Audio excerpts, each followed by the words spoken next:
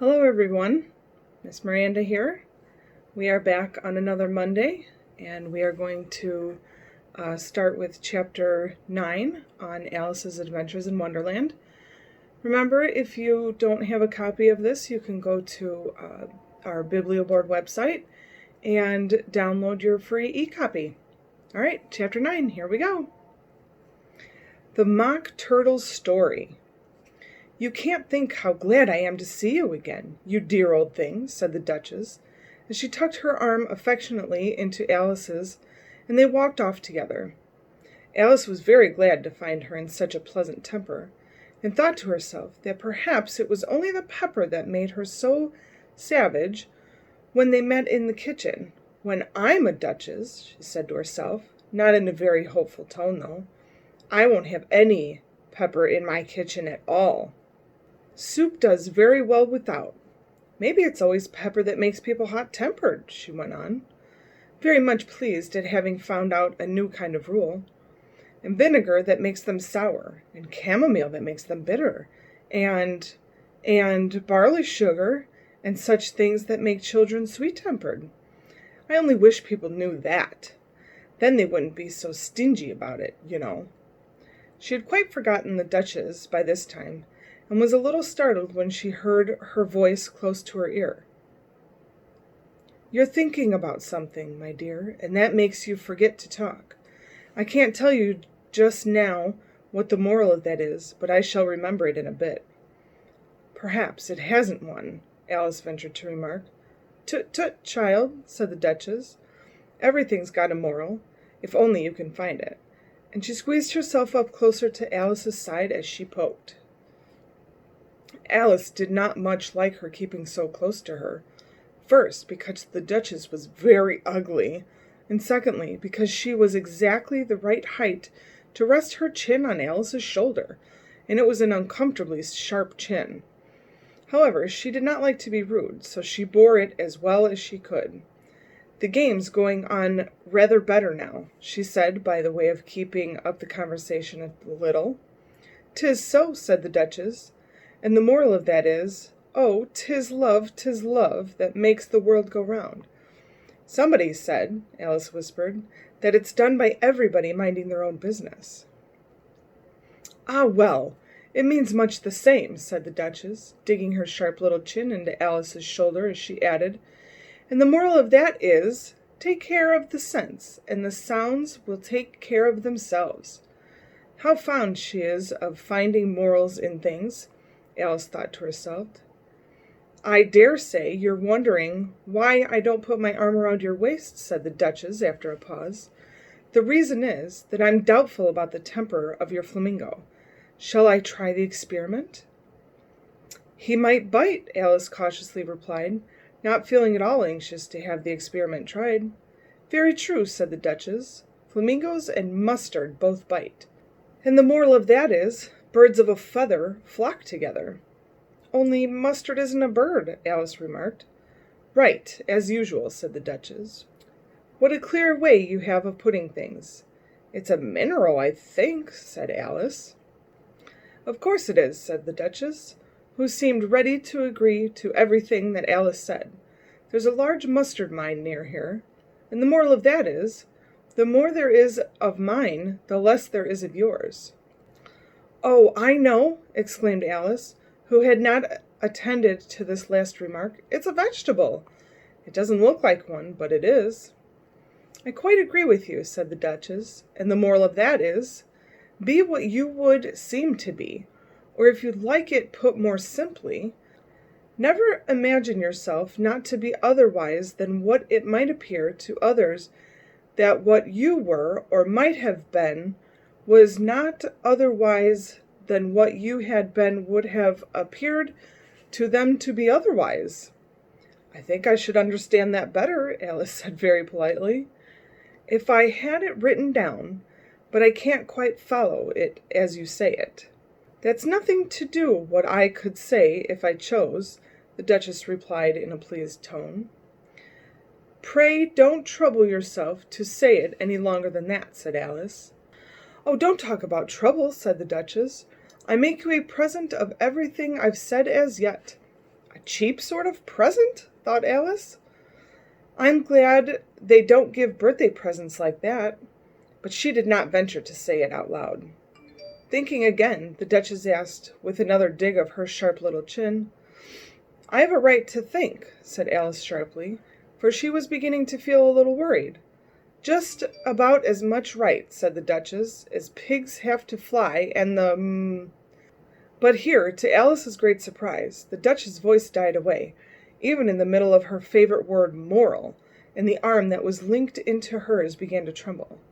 Alice looked up, and there stood the Queen in front of them, with her arms folded, frowning like a thunderstorm. A fine day, Your Majesty, the Duchess began in a low, weak voice. Now, I give you fair warning, shouted the Queen, stamping on the ground as she spoke. Either you or your head must come off, and that is about half no time. Take your choice. The Duchess took her choice. It was gone in a moment. Let's go on with the game, the Queen said to Alice, and Alice was too much frightened to say a word, but slowly followed her back to the croquet ground. The other guests had taken advantage of the Queen's absence and were resting in the shade. However, the moment they saw her, they hurried back to the game. The Queen merely remarked that a moment's delay would cost them their lives. All the time they were playing, the Queen never left off quarreling with the other players, and shouted, Off with his head, or Off with her head.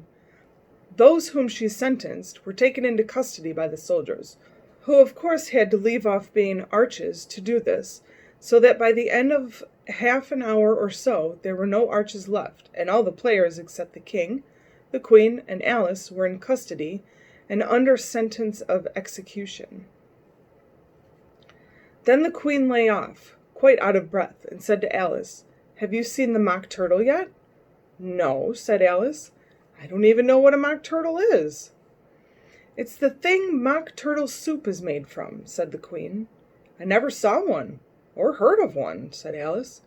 Come on in then, said the Queen, and he shall tell you his history. As they walked off together, Alice heard the King say in a low voice to the company generally, You are all pardoned. Come, that's a good thing, she said to herself, for she had felt quite unhappy at the number of executions the Queen had ordered. They very soon came upon a griffin lying fast asleep in the sun. If you don't know what a griffin is, look at the picture. Up, lazy things, said the Queen, and take this young lady to see the Mock Turtle, and to hear his history.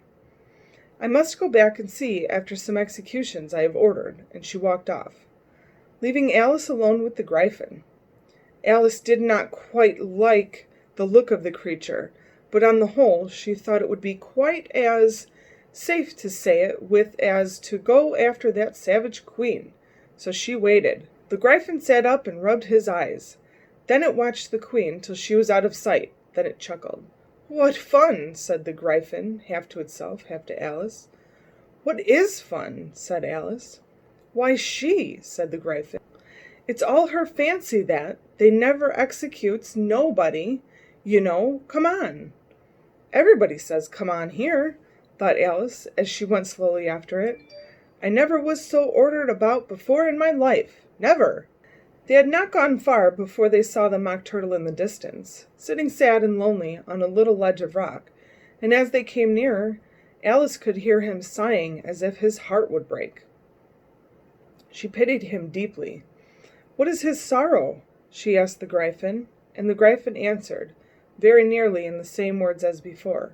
It's all his fancy, that he hasn't got no sorrow, you know. Come on. So they went up to the Mock Turtle, who looked at them with his large eyes full of tears, but said nothing.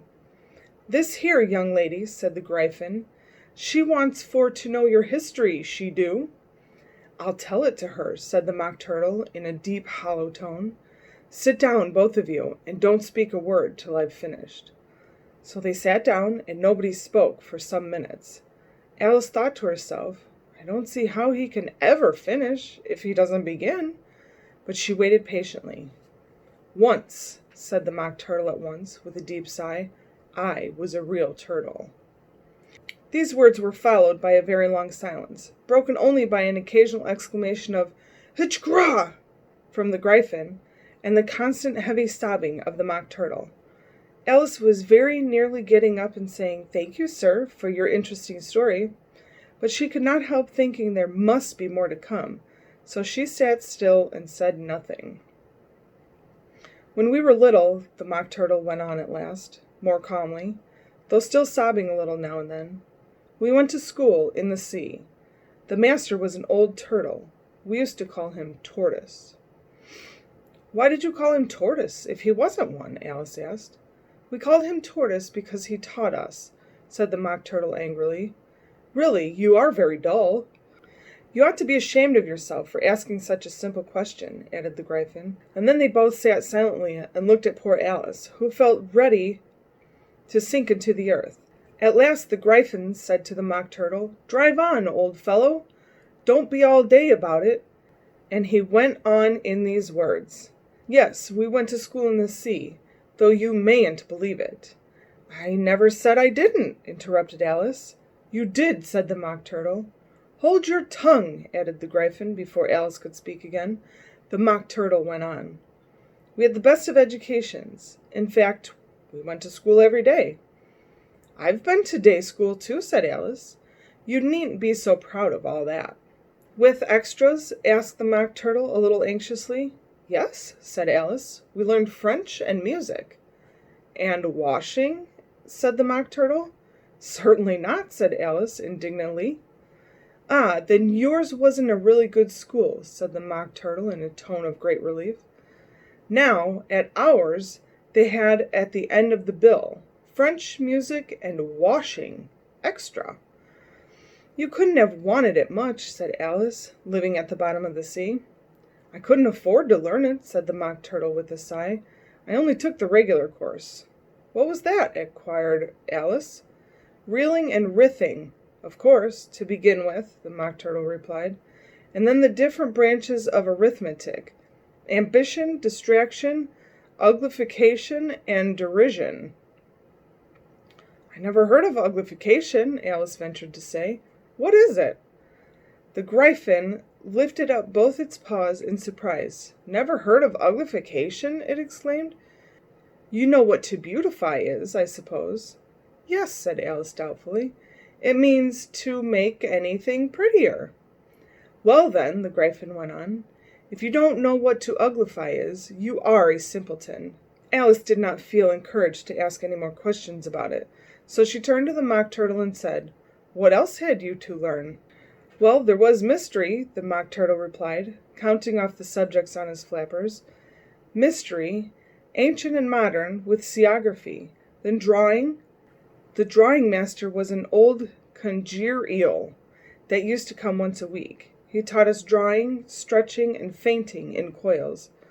"What was that like?" said Alice. "Well, I can't show it to you myself," the Mock Turtle said. "I'm too stiff, and the Gryphon never learned it." "Hadn't time," said the Gryphon. "I went to the classic master, though. He was an old crab, he was." "I never went to him," the Mock Turtle said with a sigh. "He taught laughing and grief, they used to say."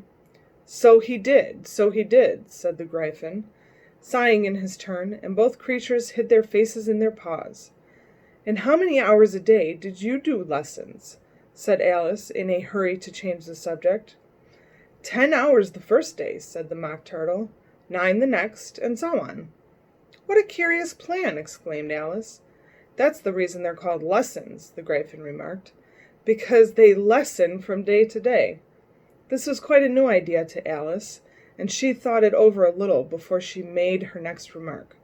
"Then the 11th day must have been a holiday." "Of course it was," said the Mock Turtle.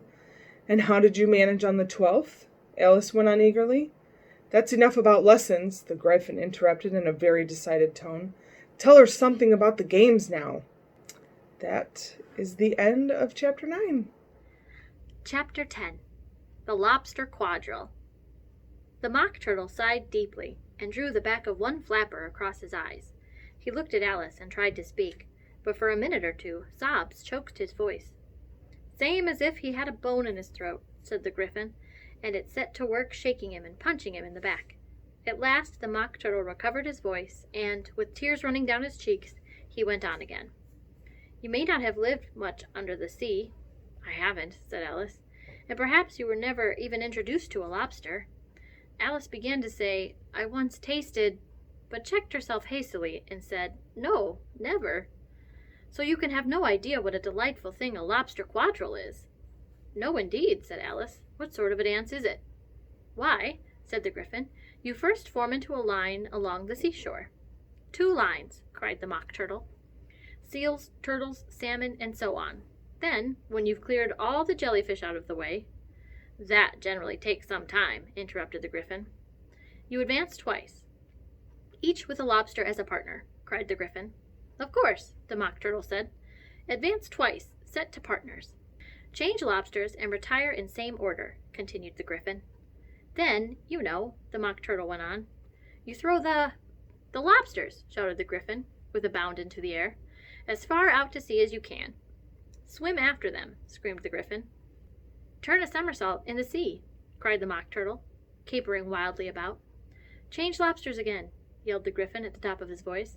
Back to land again, and that's all the first figure, said the Mock Turtle, suddenly dropping his voice, and the 2 creatures, who had been jumping about like mad things all this time, sat down again very sadly and quietly, and looked at Alice.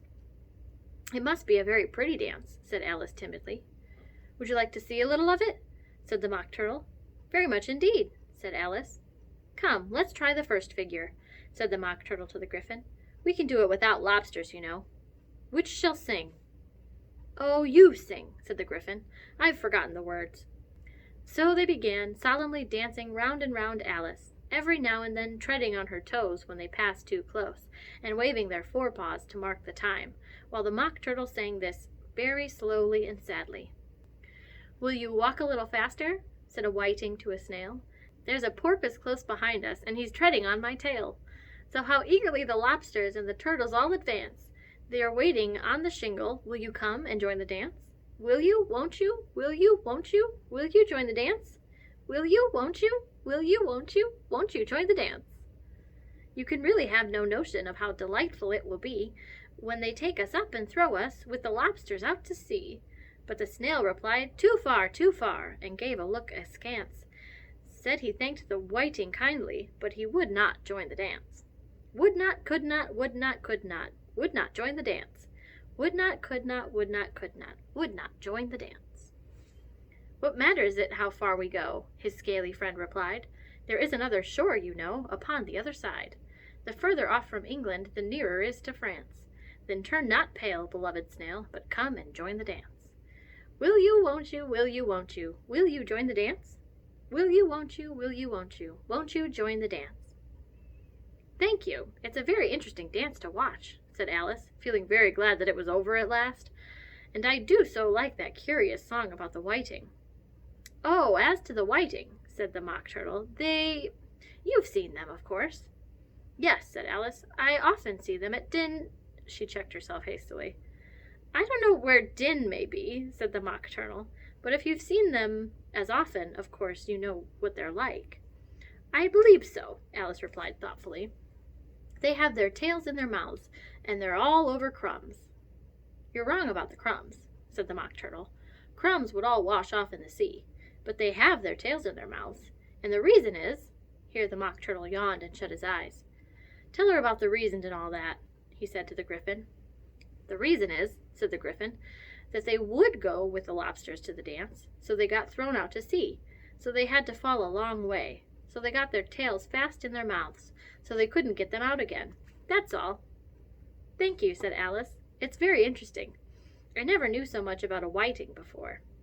I can tell you more than that, if you like, said the Gryphon. Do you know why it's called a whiting? I never thought about it, said Alice. Why? It does the boots and shoes, the Gryphon replied very solemnly. Alice was thoroughly puzzled. Does the boots and shoes, she repeated in a wondering tone. Why, what are your shoes done with? Said the Gryphon. I mean, what makes them so shiny? Alice looked down at them and considered a little before she gave her answer. They're done with blacking, I believe. Boots and shoes under the sea, the Gryphon went on in a deep voice, are done with whiting. Now you know. And what are they made of? Alice asked in a tone of great curiosity. Soles and eels, of course, the Gryphon replied rather impatiently. Any shrimp could have told you that. If I'd been the whiting, said Alice, whose thoughts were still running on the song, I'd have said to the porpoise, Keep back, please, we don't want you with us. They were obliged to have him with them, the Mock Turtle said. No wise fish would go anywhere without a porpoise. Wouldn't it really? Said Alice in a tone of great surprise. Of course not, said the Mock Turtle. Why, if a fish came to me and told me he was going on a journey, I should say, with what purpose? Don't you mean purpose? Said Alice. I mean what I say, the Mock Turtle replied in an offended tone, and the Gryphon added, Come, let's hear some of your adventures. I could tell you my adventures, beginning from this morning, said Alice a little timidly, but it's no use going back to yesterday, because I was a different person then. Explain all that, said the Mock Turtle. No, no, the adventures first, said the Gryphon in an impatient tone. Explanations take such a dreadful time. So Alice began telling them of her adventures from the time when she first saw the white rabbit. She was a little nervous about it, just at first. The two creatures got so close to her, one on each side, and opened their eyes and mouths so very wide. But she gained courage as she went on. Her listeners were perfectly quiet till she got to the part about her repeating, You are old, Father William, to the caterpillar, and the words all coming different, and then the Mock Turtle drew a long breath and said, That's very curious. It's all about as curious as it can be, said the Gryphon. It all came different, the Mock Turtle repeated thoughtfully. I should like to hear her try and repeat something now. Tell her to begin. He looked at the Gryphon as if he thought it had some kind of authority over Alice. Stand up and repeat. 'Tis the voice of the sluggard, said the Gryphon. How the creatures order one about, and make one repeat lessons, thought Alice. I might just as well be at school at once. However, she got up and began to repeat it, but her head was so full of the lobster quadrille that she hardly knew what she was saying, and the words came very queer indeed. 'Tis the voice of the lobster, I heard him declare. You have backed me too brown, I must sugar my hair. As a duck with its eyelids, so he with his nose trims his belt and his buttons, and turns out his toes. That's different from what I used to say when I was a child, said the Gryphon. Well, I never heard it before, said the Mock Turtle, but it sounds uncommon nonsense. Alice said nothing. She had sat down again with her face in her hands, wondering if anything would ever happen in the natural way again. I should like to have it explained, said the Mock Turtle. She can't explain it, said the Gryphon hastily. Go on with the next verse. But about his toes? The Mock Turtle persisted. How could he turn them out with his nose, you know? It's the first position in dancing, Alice said, but she was dreadfully puzzled by the whole thing, and longed to change the subject. Go on with the next verse, the Gryphon repeated impatiently. It begins, I passed by his garden. Alice did not dare to disobey, though she felt sure it would all come wrong, and she went on in a trembling voice. I passed by his garden, and marked with one eye how the owl and the oyster were sharing the pie. What is the use of repeating all that stuff? The Mock Turtle interrupted. If you don't explain it as you go on, it's by far the most confusing thing I ever heard. Yes, I think you'd better leave off, said the Gryphon, and Alice was only too glad to do so. Shall we try another figure of the lobster quadrille? The Gryphon went on. Or would you like the Mock Turtle to sing you a song? Oh, a song, please, if the Mock Turtle would be so kind, Alice replied, so eagerly that the Gryphon said in a rather offended tone, No accounting for tastes. Sing her turtle soup, will you, old fellow? The Mock Turtle sighed deeply, and began in a voice sometimes choked with sobs to sing this. Beautiful soup so rich and green, waiting in a hot tureen. Who for such dainties would not stoop? Soup of the evening, beautiful soup. Soup of the evening, beautiful soup. Beautiful soup. Beautiful soup. Soup of the evening. Beautiful, beautiful soup. Beautiful soup. Who cares for fish, game, or any other dish? Who would not give all else for 2 pennyworth only of beautiful soup? Pennyworth only of beautiful soup. Beautiful soup. Beautiful soup. Soup of the evening. Beautiful, beautiful soup. Chorus again, cried the Gryphon, and the Mock Turtle had just begun to repeat it when a cry of, The trial's beginning, was heard in the distance. Come on, cried the Gryphon, and, taking Alice by the hand, it hurried off, without waiting for the end of the song. What trial is it? Alice panted as she ran. But the Gryphon only answered, "Come on," and ran faster, while more and more faintly came, carried on the breeze that followed them, the melancholy words, "Soup of the evening, beautiful, beautiful soup."